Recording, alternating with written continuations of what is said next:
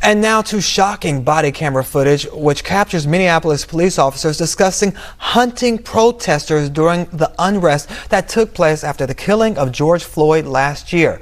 Let's take a listen. That was a busy night. It's nice to hear that we've moved to tonight. It was just nice to hear. We're going to go find some more people. Instead of chasing people around, we're going to hunt. You guys are out hunting people now, and it's just a nice change of tempo. Yep, agreed. These people. Wow, it's so unacceptable. Well, the newly released footage shows police patrolling and using rubber bullet rounds on protesters to disperse the crowd, while allegedly rejoicing and making their remarks during an anti-police brutality protest just 5 days after George Floyd's death sparked reactions from around the world. The attorneys of J. Lee Stallings, a black man who officers shot rubber bullets at, released these clips. Now, Stallings, who had a permit to carry, shot back at police with a real gun. After police rushed him, well, they continued to beat Stallings for about 30 seconds. He was acquitted last month of 8 criminal charges, including second-degree attempted murder.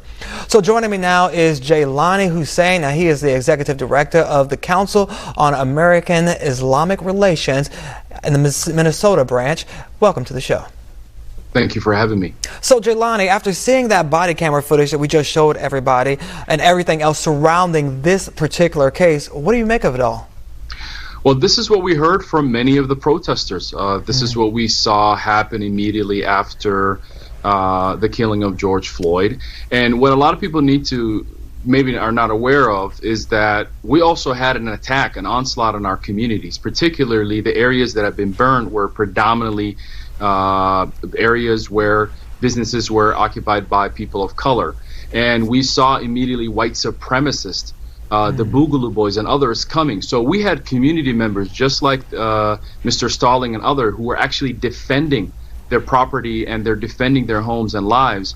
And you see here clearly the Minneapolis Police Department being ordered to go hunt in unmarked cars and literally shooting at civilians without any warning and them not being even a threat. And unfortunately, I think this is kind of the tip of the iceberg because there's a lot of things that have happened, and I'm glad it's surfacing. And this is why we need to really, at this moment right now, for people not to go back and sleep because we need to make change. And this is happening here in Minneapolis, but it's also happened, I'm probably sure, to happen in many parts of this country.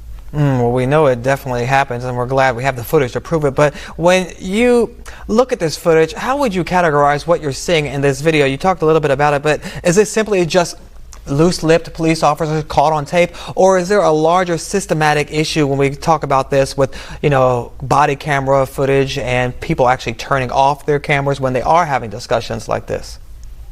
Absolutely, and we know that the body cameras now that you know, they capture certain things, but there are also a lot of things that are not captured because, as you just said, they also conceal in some of the more heinous things that they want to do.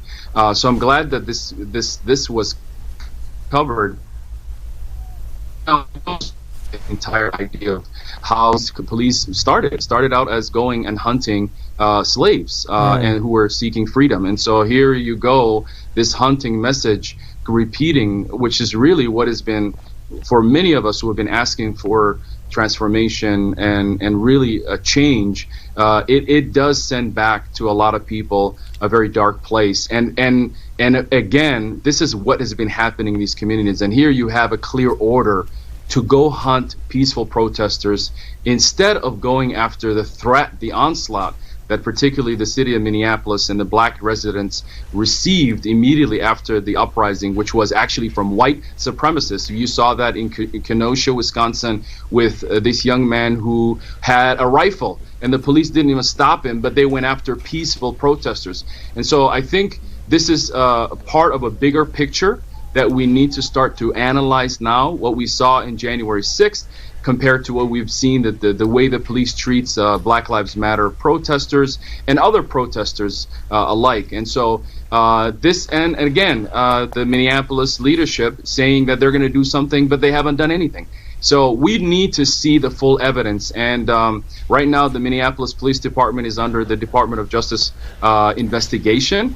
And from just the initial conversations that we have heard from community members, including the organization that's leading some of this effort, the Communities United Against Police Brutality here in Minnesota, actually found out a member of our community who has been killed because he was initially struck by these rubber bullets that they say that are less lethal, who actually died from those injuries. So there is a lot to come from this incident, but I think people need to wake up. There's a lot of things that have happened, and here you see clearly instruction to go hunt peaceful protesters. Yeah, and I have to ask you, you've said that you've asked for change and protested for that, but, what is your organization, as well as other organizations and groups, what are they doing to put more pressure on the police, on lawmakers, to prevent and actually help reform the kind of policing that we're seeing, because we keep seeing it over and over and over again? Well, we've been part of a larger coalition that has been pushing for police accountability bills in the state of Minnesota. And I'm sad to report that this year, Democrats who claimed that they were in support of this change actually passed the toughest laws against anyone who assaults police officers, instead of passing laws that hold police accountable. But there is a silver lining in Minnesota that I think people should be paying attention to, and it's not happening in Minneapolis. It is actually happening in Brooklyn Center. The leadership there, which is under Mayor Mike Elliott, a black mayor, and 2 black women councilwomen, have led efforts to actually start the process of a very strong resolution to do less harm. And that resolution passed. It's named after Dante Wright and Colby Heisler.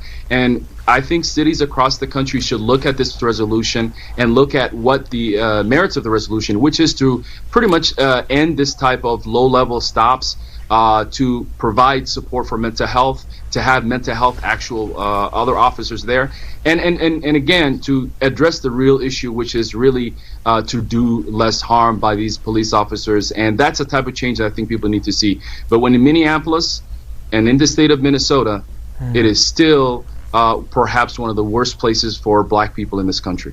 Well, we are prayerful that you will continue fighting the good fight and stirring up some good trouble out there. Jaylani, thank you so much for joining us today.